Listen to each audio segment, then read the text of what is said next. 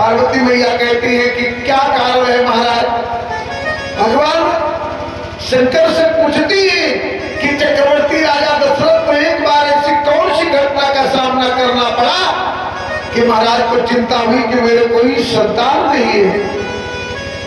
भगवान शंकर ने कहा कारण तो कई है, कुछ कारण हम आपको बता रहे हैं।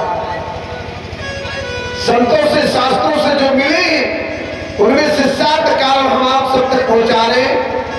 हमारे करुणावासी सुने कि दशरथ जी को चौथे पल में क्यों गलान हुई कि मेरे कोई बेटा बेटी नहीं। महाराज एक बार पहला कारण, एक बार दुर्वासा जी आए 10,000 शिष्यों के साथ चला करते थे, अयोध्या आ गए। महाराज दुर्वासा ने दशरथ जी की सभा में जाकर कहा महाराज आज 12 वर्षों के बाद मैं अपना व्रत तोड़ने जा रहा हूं, तो आपके घर में पारण करना है, हम अपने 200,000 शिष्यों के साथ आपके घर भोजन करेंगे। अच्छा हम साधु आवे तो कोई नहीं करा, लेकिन दुर्वासा जी आ जाए तो सबके प्राण कटे पहुंच जाए। कैसे चाहे जितना सेवा करो तनिक चूक हो जाए बाहर जानो सो खत्म। दशरथ जी महाराज कहे कि अब पूछिए कौशल्या से। माँ कौशल्या के पास गए।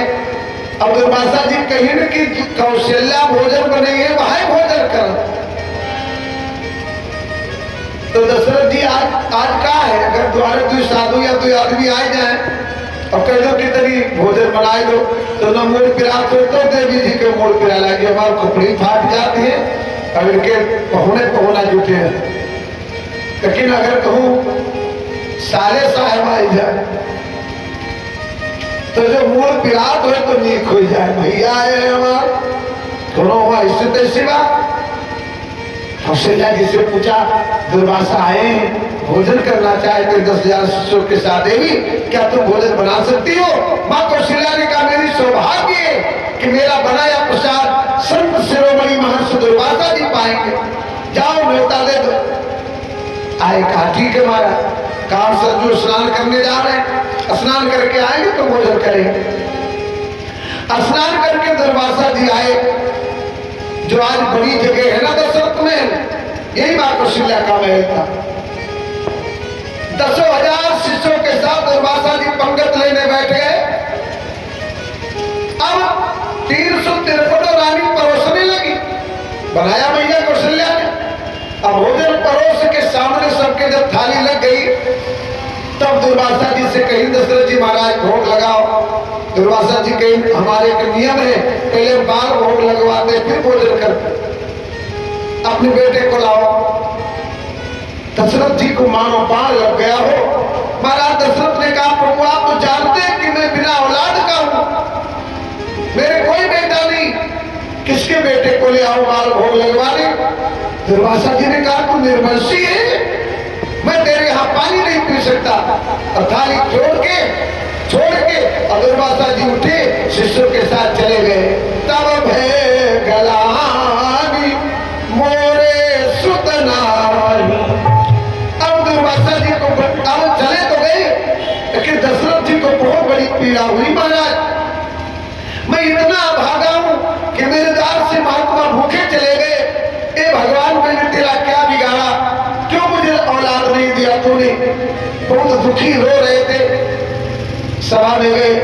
वशिष्ठ जी ने सोचा कि मेरा शिष्य बहुत दुखी है तो गुरु का धर्म है कि शिष्य के दुख को दूर करे, चिंता मिटाए। वशिष्ठ जी ने दुर्वासा जी की बात से दुखी जान करके दशरथ जी से कहा कि देखो कोई बात नहीं, हो गया सो हो गया, एक काम करो। सोचा काम बदल जाए तो मन बदल जाएगा। कहा चलो तुमने अभी पितरों के लिए गया में पिंड नहीं दिया है महाराज, ये पितृ पक्ष चल रहा है, चलो गया पिंड दे आओ। अब जब गया में गए दशरथ जी तो वहां फाल्गु नदी के किनारे पिंड लेके खड़े हुए। अच्छा पहले नियम ये था, परंपरा थी कि फाल्गु नदी के जल से इतना हाथ बाहर आता था और हाथ में पिंड रखा जाता था। जो ने पितृ के बाबा के नाम देखो तो बाबा के हाथ आवे, नाना के नाम देखो तो नाना के हाथ आवे, बप्पा के नाम से पिंड देना, तो बप्पा के हाथ कितना जल से बाहर आए, हाथ में रखा जाता था पिंड। सूर्योदय से सूर्यास्त हो गया प्यारे, लेकिन एक भी हाथ बाहर नहीं आया। तब दशरथ जी वशिष्ठ जी की तरफ घूमे, गुरुदेव क्या कारण है, पितृ भी हमसे नाराज है क्या? तो भाई सांझ तो कहने पड़ेगा। वशिष्ठ जी ने कहा हाँ महाराज, तुम्हारे पितृ नाराज हैं, तुमसे पिंड नहीं लेना चाहते क्योंकि तुम्हारे कोई संतान नहीं है। तब भय गलानी मोरे सुत, पिंड वहीं फेंक के चले आए। दूर ठोकर लगी, आए राज दरबार में बैठे ही थे कि देवासुर संग्राम में भाग लेने के लिए देवराज इंद्र के यहाँ से महाराज दशरथ को न्योता आया। महाराज दशरथ कैकेयी जी के साथ युद्ध करने गए असुरों से, और वहां युद्ध में दशरथ जी घायल हो गए, रथ से नीचे गिर रहे थे। अचानक एक गिद्ध बैठा था जिसका नाम जटायु था, उसकी नजर पड़ी कि कोई ऊपर से गिर रहा है और नीचे गिरेगा तो मर जाएगा। सो जटायु महाराज उड़े और अपने पंख से महाराज को रोक लिए, पंख पर नीचे लाए, देखा बेहोश। तब महाराज जटायु ने चोट में कहीं से जल ढूंढ करके लाकर के मुख पर छिड़काव किया, अपने पंख से हवा किया महाराज जटायु ने। होश में आए दशरथ जी, देखा जटायु गीधराज हवा कर रहे। यही तो द्रौपदी जी ने कहा था, एक नैया एक जमाना था कि सिया करो मत देखी जटायु, अकेले रासन ना रही गईले, और रावण गीध में का समता, बस चोचन पंखन ते भिड़ गईले। देश वही अरुवीर वही, पर दिनवा कहवा चली गईले, अयक नारी के लाज बचावे बदे, यही देश के कुल गिधों मर गईले। वही गीधराज जटायु। महाराज दशरथ ने कहा, मित्र तूने मेरी जान बचाई है, मांग लो जो तुम्हें मांगना है, मैं रघुवंशी दशरथ तुम्हें वरदान देना चाहता हूं। जटायु महाराज ने कहा, देखो ये परोपकारी है महाराज, वो बदले कुछ मांगत वांगत नहीं है, पर हित बस जिनके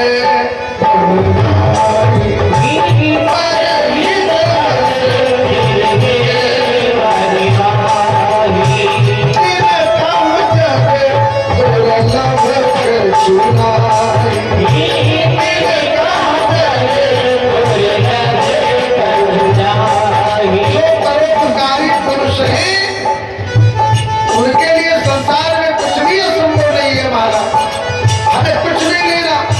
दशरथ जी ने कहा कुछ मांग लो भैया। जटायु ने कहा अगर देखे तो त्रिवाचा दो। महाराज ने कहा मांगो, तो त्रिवाचा जब दे दिया, जटायु ने कहा महाराज देखो हमारे कोनो औलाद नहीं है और हमें पिंड के दी, तो आपन जो बड़ा लड़का हुए वो हमें गोद दे दो, गुरु सच्चिदानंद भगवान की। दशरथ जी को बहुत बड़ा थप्पड़ मानो लगा हो, कहा महाराज मैं भी तो निपुणा हूं, मेरे कोई औलाद मेरे भी तो नहीं है, किसको दे दूं? लेकिन जाओ महाराज जटायु, आपने मांगा है, अगर कभी हमें बेटा मिला तो जो बड़ा बेटा होगा वो तुम्हारा होगा, तुम्हारा होगा, तुम्हारा होगा। बोलो दशरथ जी महाराज की। इसीलिए तो जब दशरथ जटायु मिले तो मृत्यु के समय भगवान राम ने लक्ष्मण जी से कहा कि लकड़ी ले आओ, लेकिन आग हम देवे, कैसे अधिकार हमारे है, हमको पिताजी हमारे जन्म से पहले ही संकल्प कर चुके थे। महाराज जटायु ते करे अंत क्रिया तब निज कर कीन हो राम, अपने हाथ से राम जी ने अग्निदान दिया जटायु जी को, और इसीलिए जटायु जी से बर्दाश्त भी नहीं हुआ। सभी सुना कि जानकी जी के सीता के विलाप सुन भारी, भय चराचर जीव दुखारी, लेकिन जटायु महाराज से नहीं बर्दाश्त हुआ कि मेरी पुत्र वधु है सीते, पुत्र कर सृजन त्रासा करी हो जात जानकी, चिंता मत करना, मैं तेरा ससुर बैठा हूँ। बोलो जटायु महाराज की। जीते जी अपने बहू को मैं नहीं ले जाने दूंगा। वही हुआ महाराज। जटायु महाराज को वरदान दिया। अब जटायु महाराज ये तीसरी ठोकर लगी महाराज को, दशरथ जी को। तुरंत अपना वादा पूर्ण कर सके, रथ पर जटायु महाराज ले गए, बिठाए, युद्ध में जीते। तो महाराज अब आए इंद्र महाराज ने कहा चलो हमारे देवलोक में कुछ देर बैठो, तुम्हें कुछ इनाम दी चाहिए थे महाराज। जब स्वर्गलोक में गए तो जो सिंहासन सजावागा वहां पर कैकेयी भैया दशरथ जी बैठे। महाराज इंद्र एक आभूषण लेके आए। उस आभूषण का नाम था चूड़ामणि। ए महाराज, ऐसा हमने संतों से सुना है कि उस चूड़ामणि को लाकर महाराज दशरथ को जब दिया तो दशरथ जी ने कहा इसका क्या मतलब है? कहा ये बड़ा प्रभावी है महाराज। जा सुराज और चूड़ामणि होई, अता करना सकबहु नहीं होई। यही लिए तो हनुमान जी जब मांगे न माता जी से, मात मोहि दीजे कछु छीना, जैसे रघुनायक मोहि दीना, तब चूड़ामणि उतार तब देहु, अब हरस समेत पवन सुध लयो। चूड़ामणि क्यों दिया? अभी दोपहर के समय हम तिवारी जी के यहाँ रहते ना, इनका बेटा ऋषभ वो हनुमत पुराण पढ़ता है। उसने कहा महाराज इसमें हमें एक बात समझ में नहीं आई, वो चूड़ामणि क्या था महाराज? उसने हमसे पूछा था, और अगर है सभा में तो जरूर हम इस पर व्याख्या कर रहे हैं, बच्चा अवश्य ध्यान से सुने। चूड़ामणि ये दधीच महाराज की हड्डी के जो चूर बचे, 2.5 वज्र बना, और जो चूरा गिरा उसको खरादने आज से जो चूर बना उसको इकट्ठा करके 2 आभूषण बनाया जिसे करवा गिरे। एक मुंदरी, एक चूड़ामणि। मुंदरी में मणि रख के राम नाम अंकित कर दिए और चूड़ामणि सुहाग की पहचान कर दी, और दोनों लेके गए दिखाए इंद्र महाराज का। इंद्र महाराज देखे तो मोहित रह गए, कहीं का हमें दे दो, राजा के ठिकाई थी, कहीं 2.5 वज्र देवे कि ना, अब यहाँ ले लो, हमको बनावा है कुछ चाहिए। लेकिन इंद्र महाराज से कहाँ टकराव कर पावे, दे तो दिए, श्राप दे दिया कि दोनों जहां रही वह सुख से न रही थे। देखे तो चले आए। अब भैया देवासुर संग्राम होते रहा तो महाराज इंद्र सोचे कि लाओ मुंदरिया चूड़ामणि के नाम दे दिए, अलग हो जाए। तो महाराज दशरथ जी को चूड़ामणि दिए। अच्छा, चूड़ामणि भूल के दशरथ जी चले आए, और जब याद आया तो जब गए दोबारा तो जो उन्हें सिंहासन पर बैठ रहे ऊपर गंगा जल छीटा जा रहा था। दशरथ जी ने पूछा भाई गंगा जल क्यों छीट रहे उस पे? कहा महाराज इस पर चक्रवर्ती राजा दशरथ बैठ रहे हैं, उनकी कोई संतान नहीं है। सो महाराज इंद्र का आदेश है कि ये अपवित्र, इसको पवित्र किया जाता है, जो बैठेगा उसे दोष लग जाएगा। बोलो शंकर भगवान की। तब भय गलानि मोरे सुत नाई, जहां बैठ जाओ वो पवित्र हो जाए महाराज। चौथा कारण। अच्छा, वो चूड़ामणि लेके आए कैकेयी के दिन, कैकेयी भैया, और मुंदरी जो रही वो मुंदरी ले गई इंद्राणी जनकपुर, न्योता के में भेंट बाजार की जी का दे दी। अब मुंदरी या चूड़ामणि जब अयोध्या में आई तो कनक भवन, और चूड़ामणि कैकेयी मैया ने मुंह दिखाई में दे दिया, तो चूड़ामणि और मुंदरी दोनों जानकी जी के ठीक होएगा। अब तो 12 साल नहीं बीता, वनवास होगा। रिएक्शन सुनो बाबू के। अब रस्तर चूड़ामणि मुंदरी दोनों रहा है, तो जब केवट का उतराई देख भाग तो पियही की सिया जान निहारी, मणि मुंदरी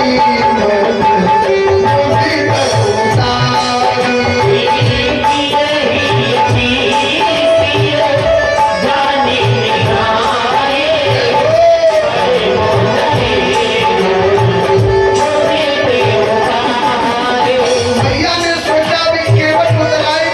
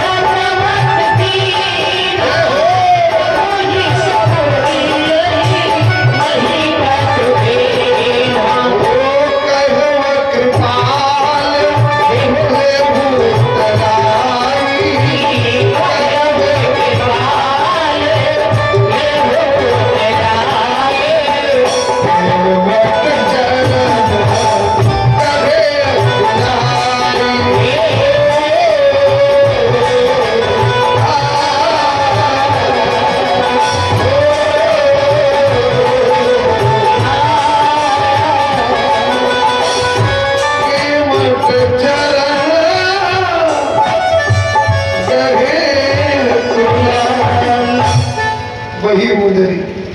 जानकी जी ने चुपके से राम जी को थमा दिया। केवट ने लिया नहीं, मुंदरी राम जी के पास रह गई और चूड़ामणि जानकी मैया के पास रह गई। लेकिन रहते तो साथ में थे ना, सो रिएक्शन वहां भी हुआ तो सीता मैया का हरण हो गया। और सीता मैया लेकर चूड़ामणि लंका पहुंच गई मुंदरी राम जी के पास। जब हनुमान जी चले तो प्रभु ने पहचान के लिए वही मुंदरी दिया। अब वो मुंदरी हनुमान जी जैसे गिराए नीचे और मुंदरी चूड़ामणि इकट्ठा है, तैसे लंका दहन होएगा कुछ देर में। जहां वो रही तो गड़बड़ करी किया। हे महाराज, जानकी मैया जानती कि चूड़ामणि जासुराज चूड़ामणि होई, अब ताकर नाश कबहु नहीं होई। और चूड़ामणि लंका रह गई है तो रावण का प्रभु जीत न पई है। और रावण के मरण ना होई तो सीता राम मिलन ना होई। और सोई भाव सीता उर भयऊ तो चूड़ामणि उतारी तब दयऊ। भैया ने सोचा चूड़ामणि को यहां से हटा देना ये ठीक है। महाराज इतनी चीजें लंका को सुरक्षित बनाए हुए हैं। कौन कौन? चूड़ामणि पहला। दूसरा, नरसिंह भगवान की मूर्ति शंकर भगवान से मिली थी रावण को। विभीषण जी उसकी पूजा नियत समय पर करते थे। जब तक नरसिंह मूर्ति लंका में है कोई अनिष्ट नहीं कर सकता लंकापुरी का। तीसरा, लंकिनी। चौथा, अशोक वाटिका जब तक सुरक्षित है। पांचवा, अक्षय कुमार जब तक सुरक्षित है। और छठवा, महाराज विभीषण जब तक लंका में है, रावण का बाल बाका कोई नहीं कर सकता। तो हनुमान जी ने पूरी किले तोड़ दी। बोलो हनुमंत लाल की। पूरा रास्ता साफ कर दिया राम जी के जीवन का, रावण को मारने का। पहले लंकिनी मिली, तैसे मुठिका एक महाकपिहनी। लंकिनी भागी गए, जाओ राज करो कंटक। नरसिंह महाराज मिले, कहीं हम अंदर न जाए दे। तब नरसिंह स्तोत्र का पाठ किया, लंकई चले सुमिर नर हरि। नरसिंह भगवान के स्तोत्र का पाठ किया। भगवान कहे कि देखो जाओ तो, लेकिन जब तक हम लंकापुरी में हम तब तक गड़बड़ न की हो। 2 बजे रात का पूजा कर थे महाराज विभीषण। तो हनुमान जी विभीषण के लिए वही टाइम पहुंचे जब पूजा टाइम तक उनका बकाया, लेकिन हाल चाल पूछे टाइम कटे। नरसिंह मूर्ति चली गई। अब तीसर अतरा विभीषण का फोरलीहीन कि खाली विभीषण का भागे भागे बच्चा, बाकी तो उनका रावण से अलग कर दी। अब असुर बाटकम गए तो वाका पहले उजारी, कहीं तू बर्बाद हो रावण मिटे। और अक्षय कुमार जैसे गए तैसे उनका मारा रही। चूड़ामणि माता जी दैत्यहीन के ले चलो, ले जाओ। अब क्या बचा जो राम जी को रोके रावण से जीतने के लिए। महाराज वही चूड़ामणि आज लेकर आए। चौथी ठोकर महाराज दशरथ को लगी। आए सभा में बैठे सोच रहे थे, मन नहीं लग रहा है महाराज दशरथ का, मैं कितना पापी हूँ, समाज में कितना मेरा अपमान हो रहा है। एक मंत्र, चलो जंगल चलता हूँ, शिकार खेलूं, कुछ मन बदले जंगली दृश्य देख करके। रथ पर बैठे शिकार खेलने के लिए जाते महाराज। अब वहां एक हिरण घास चल रही थी, हिरण पर निशाना लिया महाराज ने। तो हिरण ने सीधे जवाब दिया। अब इस प्रसंग को हमने मंगल का रूप दिया है, क्योंकि मंगल भगवान आ रहे। राजा जी कहिले होशी करवा हिरण एक देखे, हिरण एक देखे हो। राजा धनुहा पे बाण चढ़ावे, निशाना लगावे, निशाना लगावे हो। राजा धनुहा पे बाण चढ़ावे,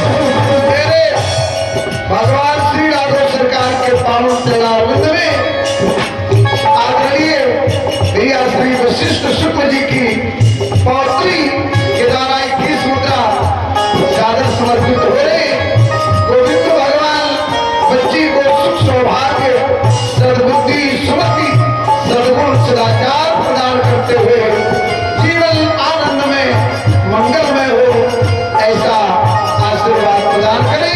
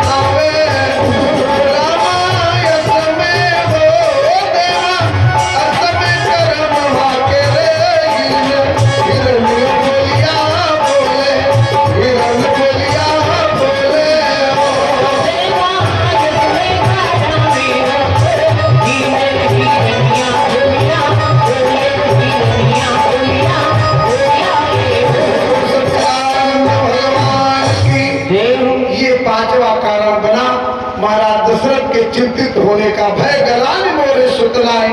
सुबह शिकार नहीं खेलना, रथ आगे बढ़ाओ और हम चलेंगे अयोध्या। आगे रथ वापस आ रहा है। एक सुंदर तालाब देखा, तालाब में कमल खिले हुए हैं, सुंदर निर्मल मधुर जल भरा हुआ है। महाराज ने देखा उस तालाब के किनारे पंडित जी लोग बैठे, कई आचार्य यजमान के हाथ में कमल देख करके संकल्प करवा रहे। दशरथ जी ने सुमंत जी से पूछा, कहा जाओ पता करो क्या हो रहा है यहाँ। सुमंत जी गए तो आचार्यों ने बताया, आज कई शुभ मुहूर्त में जो एक कमल फूल दान करेगा उसके पितरों को परम शांति मिलेगी स्वर्ग में। दशरथ जी ने कहा, पितर हमसे नाराज है ही है। एक नीला कमल खिला था, लाओ नील कमल दान कर दे। अच्छा, नील कमल था कितना, घुटने भर पानी में। महाराज दशरथ जब घुटने पर पानी में घुसे, हाथ बढ़ाया तो वो कमर भर जल में चला गया। महाराज जब कमर भर जल में महाराज गए, हाथ बढ़ाए तो वो कमल गले भर पानी में पहुंच गया। अब महाराज जब गले भर पानी में गए तो कमल और गहराई में गया। मानो से कमल से आवाज आई कि सुन राजा मैं बात बताऊं, निर्बंसी के हाथ न आऊं। सिया राम जय जय राम, सिया राम जय जय राम। तब एक बार भूपति में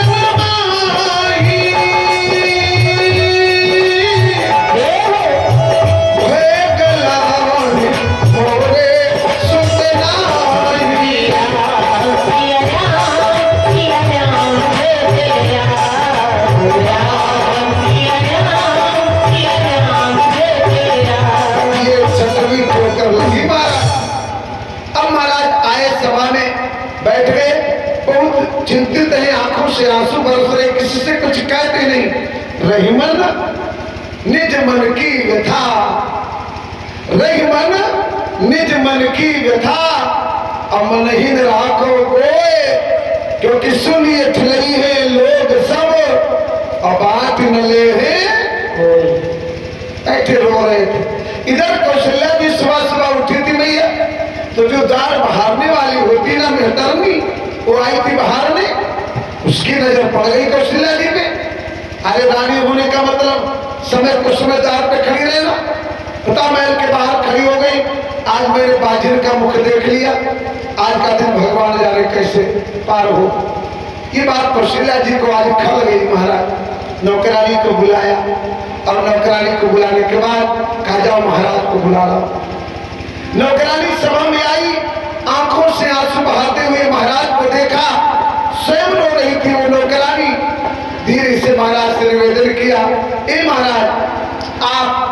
महारानी जी याद कर रही। सभा से उठले राजा दशरथ कौशल्या के महल कैले रनिया।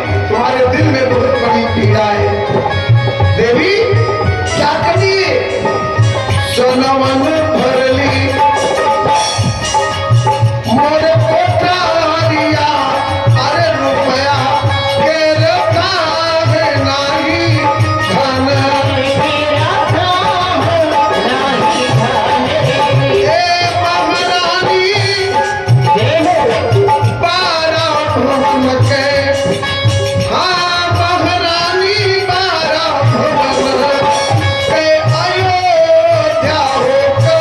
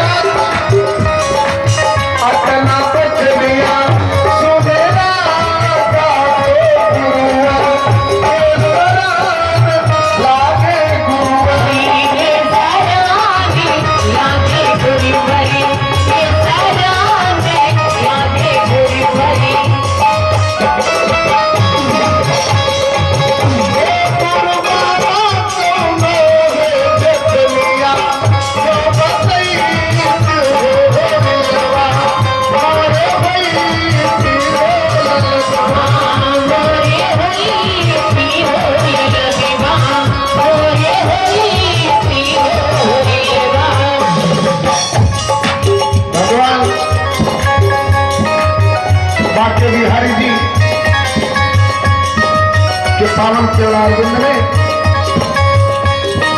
हमारे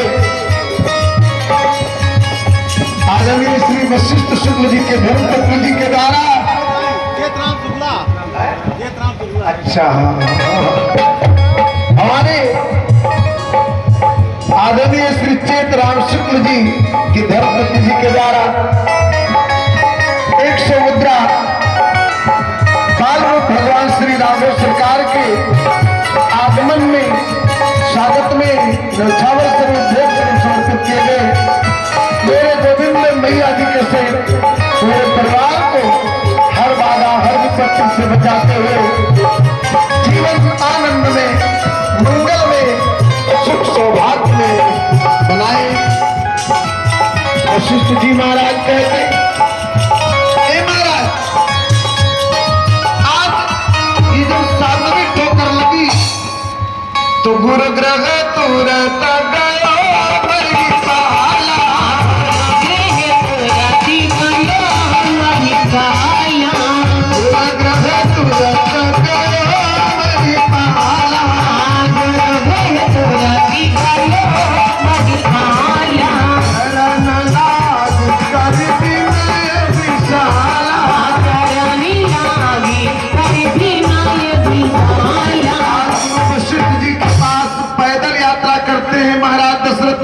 कौशल्या। गुरु वशिष्ठ जी बैठे, गुरु माता बैठी, दशरथ जी महाराज गए गुरु जी के पांव पे गिर पड़े। अब कौशल्या मैया गुरु माता अरुंधति के पांव पकड़ लेती है। इतना रोए। वशिष्ठ जी ने कहा राजन आज बहुत परेशान दिख रहे हो, क्या बात है? तो वशिष्ठ जी महाराज से दशरथ जी कहते सुनी अयोध्या न सरजू के नीर न सरजू के नीर भावे हो गुरुवर मूर्ति महल अधियारी गुरुवर को लागी कहन मोरे को लागी गुरुवर मूर्ति महल अधियारी गुरुवर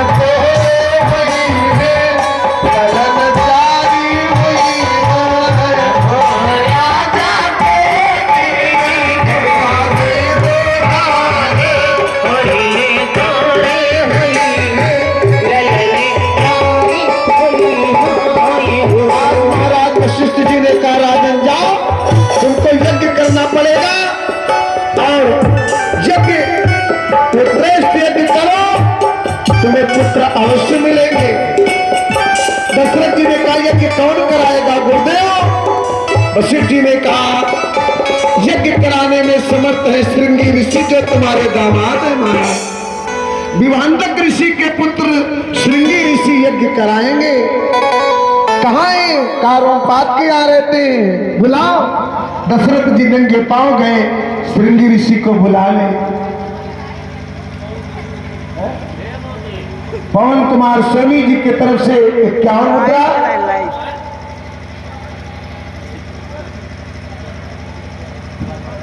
और आदरणीय उषा देवी जायसवाल जी के द्वारा 51 मुद्रा भगवान राघव सरकार के आगमन से पूर्व उनके भेद स्वरूप में सादर समर्पित किए गए। बाल रूप रघुनंदन इन दोनों देवियों के क्षेत्र के पूरे परिवार पर अपनी कृपा दृष्टि बनाए रखें और इनकी मनोकामना अवश्य पूरी करें। वशिष्ठ जी ने कहा श्रृंगी ऋषि को बुलाओ, तुम्हें जाना पड़ेगा बुलाने संत को, नंगे पांव जाना पड़ेगा महाराज, फिर दामाद है तुम्हारे और यज्ञ के विधान को भी जानते हैं। श्रृंगी ऋषि वशिष्ठ बुलावा, अपुत्र काम शुभ यज्ञ करा, तब भगत सहित मुनिया हुत दीने। देखो हवन की जाती, पूजा किया जाता, यज्ञ किया जाता, श्रद्धा पर ही यज्ञ पूरी होती है प्यारे। भक्ति के साथ हवन करनी चाहिए। महाराज दशरथ ने, ऋषियों ने भक्ति के साथ जब आहुति डाली, अग्निदेव प्रकट हो गए। और ये हमारे आदरणीय श्री वशिष्ठ शुक्ल जी की धर्मपत्नी जी के द्वारा 51 मुद्रा हमारे राघव सरकार जी के चरणों में प्रकट होने से पूर्व भेद स्वरूप सादर समर्पित हो रहा। भगवान श्री राघव सरकार पूरे परिवार पर अपनी कृपा दृष्टि बनाए रखें और शीघ्र एक पोता इनको मिले, ये हमारा व्यासपीठ से भगवान से निवेदन है। महाराज आज श्रृंगी ऋषि आए, यज्ञ हुई, अग्निदेव प्रकट हुए और अग्निदेव ने हवि से भरे कटोरे को दिया। यह भी बाटी देव नृप जाई, यथा जोग कुल भाग बनाई। अपनी रानियों में बांट दो, तब तुरंत रावणी नारी बुलाई, कौशल्या पिता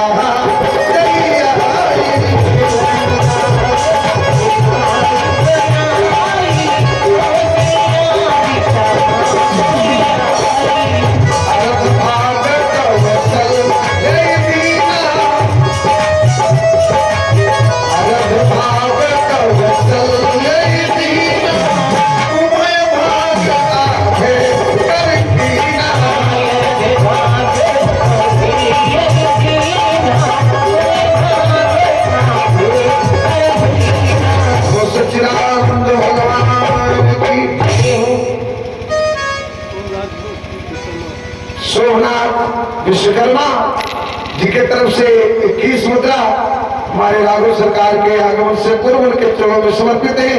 बाकी बिहारी भगवान की कृपा बनी रहे। जितना कटोरे में हवि था ना, उसका आधा कर दिया, 2 भाग। आधा तो कौशल्या जी को दे दिया, वो पहले लाएगी, कहा नहीं पहले मारे कबो ना हारे।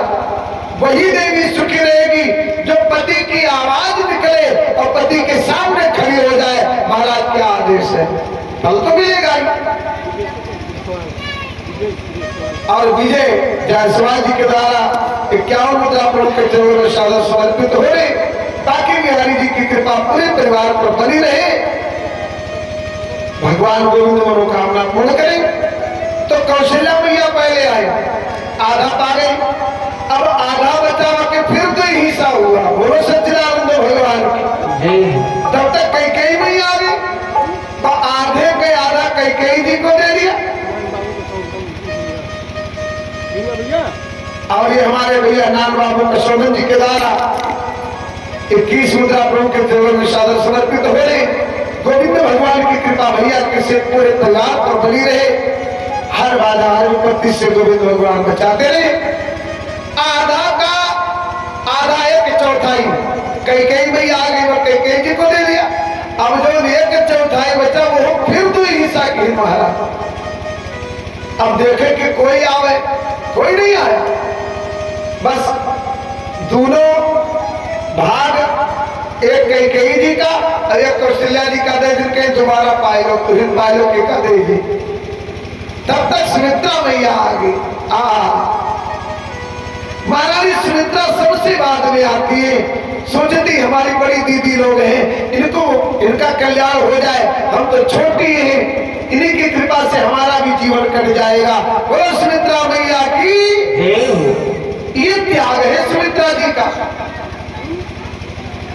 आई सुमित्रा मैया, और जब आई तो कौशल्या मैया ने सोचा हमको एक भाग मिल चुका है, अब दूसरा भाग मिला है, तो अगर मुझे बेटा मिलेगा और मेरी बहन बिना बेटे की रहेगी, तो जब मैं बेटे को प्यार करूंगी, ममता दूंगी, तो ये दुखी हो, मेरा सुख दुख में बदल जाएगा। भाई गांव भर दुखी हुए और एक आदमी बहुत सुखी हुए, तो कोई वहां जाओ वो दुखी रहे हैं? माता सुमित्रा को कौशल्या मैया ने दूसरा भाग दे दिया। नेहा यादव जी के द्वारा 50 मुद्रा गोविंद के चरणों में सादर समर्पित हो रही। भगवान गोविंद की कृपा पूरे परिवार पर बनी रहे। महाराज सुमित्रा मैया को कौशल्या जी ने अपना दूसरा वाला भाग दे दिया। अब कैकेयी मैया कहाँ पीछे रहने वाली? माता कैकेयी ने भी कहा एक भाग में खा चुकी हूँ, अब डबल खाने की क्या जरूरत है, लाओ ये भाग भी मैं अपनी छोटी बहन को दे दूं। अब कैकेयी मैया ने भी अपना दूसरा भाग दे दिया। छोट बनी तो क्या भाग मिला? ध्यान दीजिएगा, छोटी बनी तो डबल फायदा मिला सुमित्रा जी को, 2 भाग मिले।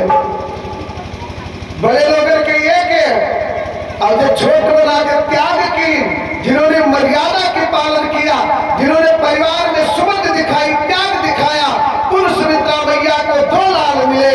इसलिए मन तो छोटे बने रहो प्यारा, मन तो छोटे बने रहो प्यारा, मन तो छोटे बने रहो प्यारा, अरे छोटे बने रहो प्यारा, मन तो छोटे बने रहो प्यारा, मन तो छोटे बने रहो प्यारा, मन तो छोटे बने रहो प्यारा।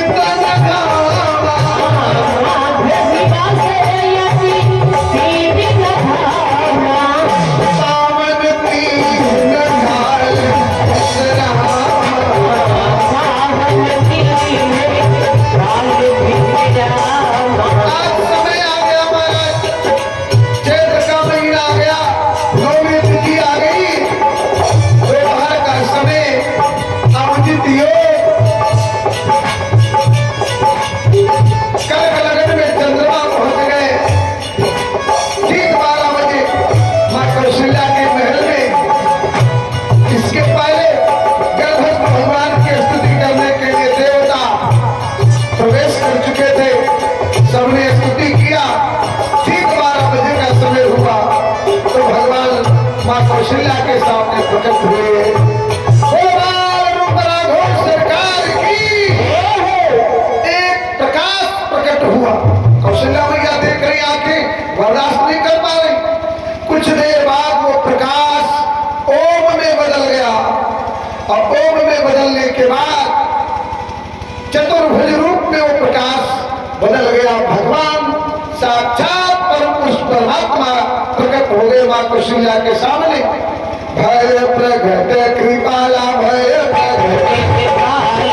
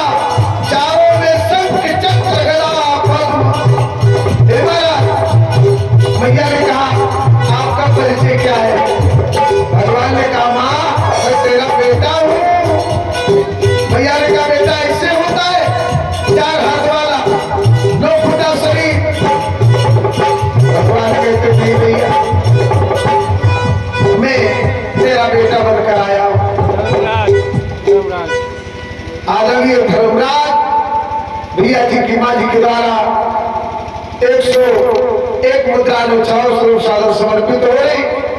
राहुल जायसवाल और भैया राहुल जायसवाल जी की माता जी के द्वारा 100 मुद्रा हमारे राघव सरकार के प्राकट्य पर न्यौछावर स्वरूप सादर समर्पित हो रही। भगवान दिवाकर राघव सरकार की कृपा बनी रहे। दिवाकर भैया की मां जी के द्वारा 21 मुद्रा भगवान राघव सरकार के प्राकट्य के समय राघव सरकार के चरणों में न्यौछावर स्वरूप सादर समर्पित। रूबी की अम्मा और रूबी विद्या की मां जी के द्वारा 21 मुद्रा राघव सरकार के चरणों में सादर समर्पित हो रहे। न्यौछावर स्वरूप राघव सरकार इन सभी भक्तों की मनोकामना पूरी करे। मैया ने कहा कि 9 फुट का 4 हाथ का लड़का नचाए हमें। इतने दिन पर जो बेटा भी हुआ तो सारी सखियां हमारी मजाक उड़ाएंगी। एक कौशल्या के बुढ़ापा में बेटा भी जो मिला, 9 फुटा शरीर, 4 हाथ वाला, एक अंगुली के ऊपर ही जाती है तो लोग हंसत है, 5 अंगुली से 6 हो जाते। और रवि जायसवाल भैया जी की तरफ से 50 मुद्रा राघव सरकार के चरणों में सादर समर्पित हो रहे। और जयप्रकाश पांडे जी के द्वारा 51 मुद्रा राघव सरकार के चरणों में सादर समर्पित हो रहे। राघव सरकार इन सभी भक्तों की मनोकामना पूर्ण करें।